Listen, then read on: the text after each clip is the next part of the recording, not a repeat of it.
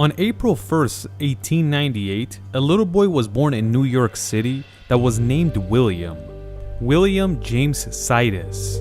William's mother and father were from Ukraine, and they escaped the country during the Russian Empire for a better life in the US.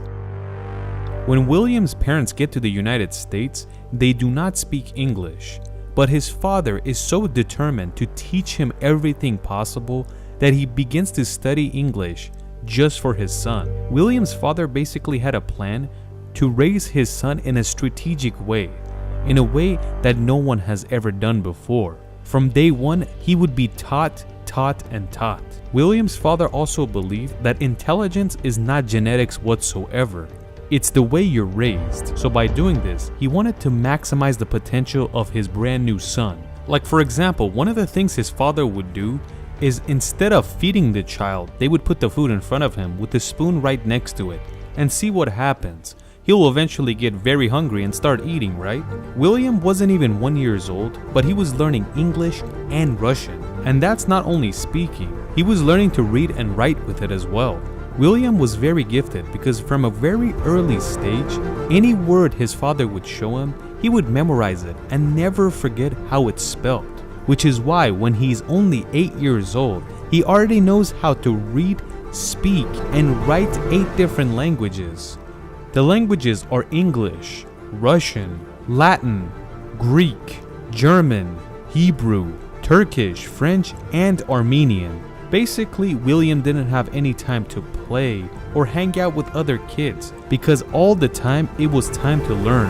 When William see the other kids have fun and ask his parents if he can go play along, his parents would say no, those are children, but you are not a child. So they basically prevented him from having social interactions. Another thing that they did is that they didn't allow him to get a dog, and they told him dogs are scary, which is why to the end of his life, he was scared of dogs.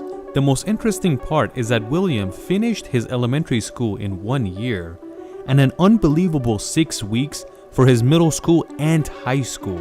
All this genius work made other teachers surprised, and that made them ask their parents to get an IQ test.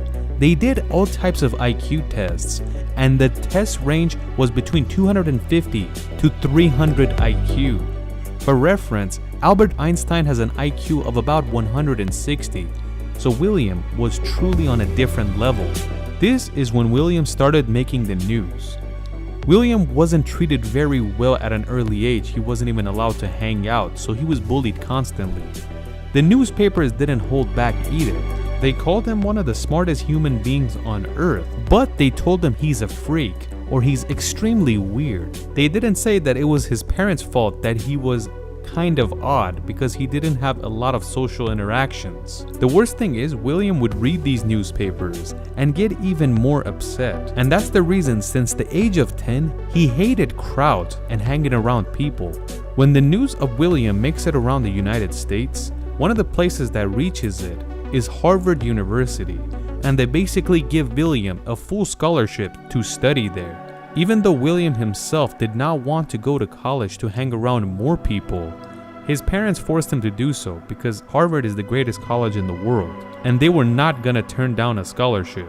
His parents didn't treat him well. They didn't even allow him to play for 1 day.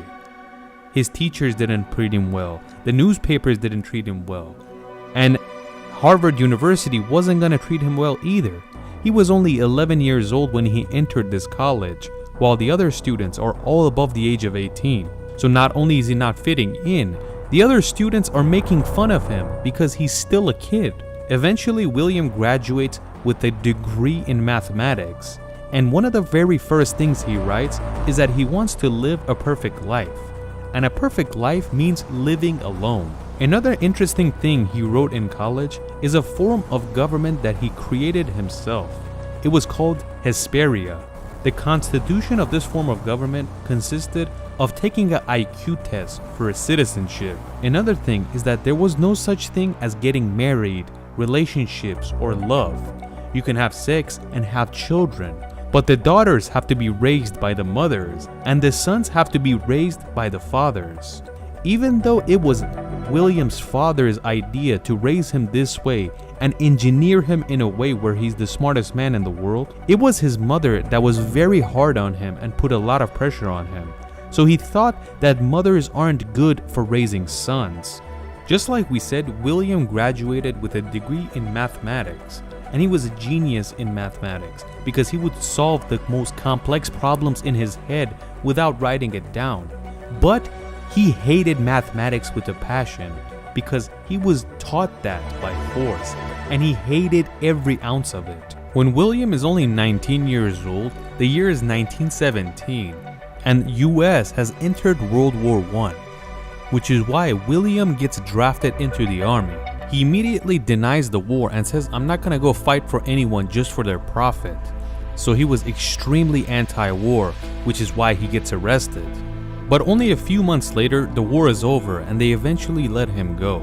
After getting out of prison, William meets an Irish girl named Martha Foley and falls in love with her. But since he was somewhat of an odd individual, they couldn't make it work out. Even though William wasn't all lovey-dovey and didn't believe in love, but it seems like he loved her because he kept a picture of her until the day he died. At this time, William is the smartest man in history, but he has no motivation to use that intelligence. He hated all the ounce of knowledge that he had about anything because it was all forced upon him. He didn't enjoy any of it. He also hated communicating with other people because they always expected something of him. They expected to solve all types of problems. After getting tired of people's crap, he decides to get a normal job, anonymously, which is why he moves to a different city, meaning Boston, Massachusetts, and gets a normal job in an accounting firm. When he went in for the interview, he didn't even brag about anything. He said, "I have a license in mathematics and I can do accounting," which is why they hired him. But William couldn't stay anonymous because his pictures was always on the paper. After a few months, the other co-workers realized, "Oh man, this is the smartest man in the world, the genius we all read about." And the least you could say, William was embarrassed and he did not want to stay there any longer, which is why he quit. But the news went out fast because the local newspapers in Boston had a heyday with this information. They would write, "The smartest man in history now works in a dead-end job, making only $23 a week." After the news went around that he's in Boston, the train station of the city of Boston calls William up and offers him $3,000 a week to be the main engineer of their train station. $3,000 a week is an insane number. If you want to count for inflation, that's like getting 50 grand a week. But what do you think William said to that offer? He said, "No, I can't do it. Anytime I use my intelligence, I hate it with a passion, so I'd rather not do the job." Amy Wallace, that did a biography about William Sidis, has written that William hated his intelligence so much because it would only bring him back to his childhood, and he would do anything in his power to not use that intelligence he gained at an early age because it would always take him to a terrible time. William wrote in his diary that "My parents taught me everything, but they left out one important thing. They didn't teach me how to live life." He also added that they didn't even teach me how to tie my shoelaces. In the year 1923, William's father dies because of a stroke, but William decides not to go to the funeral. Not because he had a problem with his father, but because he did not want to see his mother. Time passes and William continues to do normal jobs everywhere and here and there. But he's not taking care of himself whatsoever.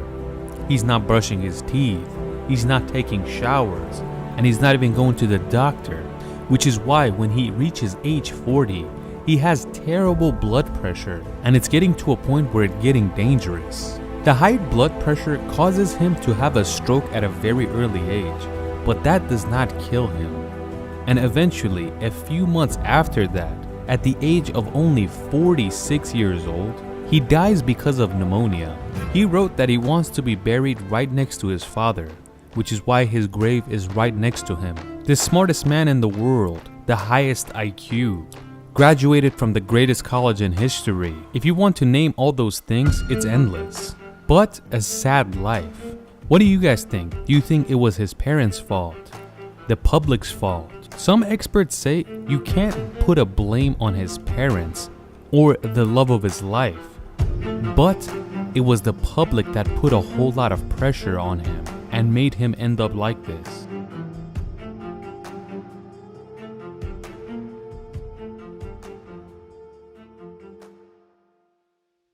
Leonardo da Vinci. I think we all know him pretty well. Most people know him as an artist. His most famous painting everybody knows of, the Mona Lisa. Even though he was a really good painter, let's put that aside. He was a master engineer, and some people even call him a scientist. A lot of scientists also believe that we have to refer to Da Vinci as a scientist rather than an artist or painter. There has been 7,000 pages of information found that belong to Leonardo da Vinci, and there could have been way more. Because when Da Vinci was alive, Europe was very religious, and anything that was not religious would get burned or destroyed, and the writer of the article would be imprisoned. At that time, the European language was Latin, but Da Vinci did not know Latin, and all of his work and writings was done in Italian. Because he couldn't understand Latin, he wasn't very famous when he was alive, and they didn't know him like we know him today. In the year 1452, Leonardo was born in Vinci, Italy. Da Vinci means from Vinci, so if you translate his name is Leonardo from Vinci. It's kind of like Zaccaria Razi, which means Zaccaria from Ray. When Da Vinci quit school, he didn't learn much, he just knew how to read and write. But back then, they didn't promote learning any new things like sciences. They say as long as you can read and write, you're good to go, and you don't need to learn anything extra. Da Vinci was one of those people at that time that said, why shouldn't we learn more? Back then in the Middle East, the knowledge of science was hundreds of years ahead of Europe, and Da Vinci believed that they have to reach their levels as well. In Da Vinci's first writings it says, before I do anything or write anything, I have to run an experiment, and until I'm not sure, I won't write about it. Right now, that seems very simple and understandable, but back then, it was extremely shocking. It basically spoke against religion. One of the most famous experiments he would run is experimenting on birds, and he wanted to figure out how birds actually fly, and if a creature can fly, why can't us humans fly? Da Vinci was so dedicated that he wrote a book on flying that had 35,000 words in it and over 500 sketches of different designs to fly. It's good to know that in these designs, there was a type of parachute that let you fly. At that time, he said, you could use the force of wind to hold yourself up and glide down slowly. This design was in people's head for hundreds of years, but they actually believed that it will never work. But that same design, centuries later, came to a reality, and right now we have the most modern one. At that time, he figured out that when a bird is flying, that underneath their wings, the pressure of the air is a lot higher underneath their wings than on top. And this idea was used to fly the first airplane.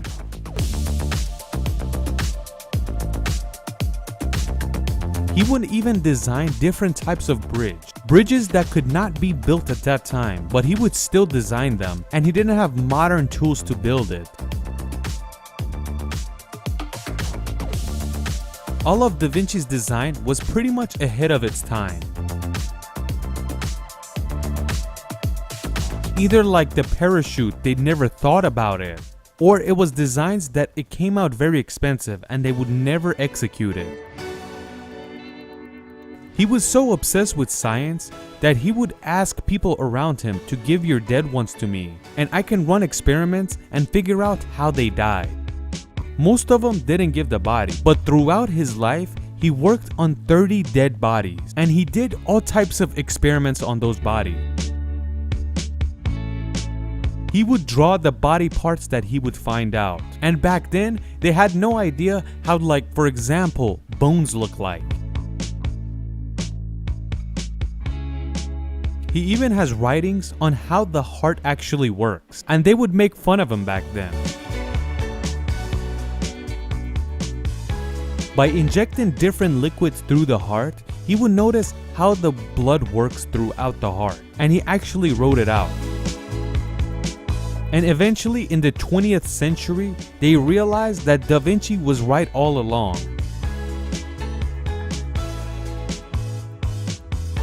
Back then, he realized that some deaths were happening because of the heart. He basically discovered a heart attack. There's a buildup in the vein and the blood can't pass through. You might ask, how did all of these writings survive and how were they found? I have to say that most of the writings and paintings of Da Vinci was found in England and France. And a lot of historical things around the world is found in these two countries. His most famous painting is in Paris as well, but it was painted in Italy. They were smart and they bought it. They didn't buy it from Da Vinci, he didn't sell it, but throughout the years, the people that got a hold of it would sell it to different collectors. And the collectors realized how insanely valuable it is. An interesting fact about Da Vinci is that when he learned to read and write and quit school, he learned nothing else from anyone. He was basically self-taught in everything. Painting, the human body, different designs for flying, or different types of equipment. He was really ahead of his time.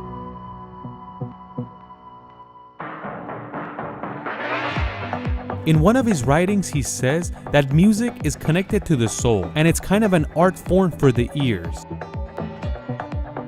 This is a time where there's not a cool or real instrument, and music was very rare to hear. As you know, Da Vinci was a sculptor as well.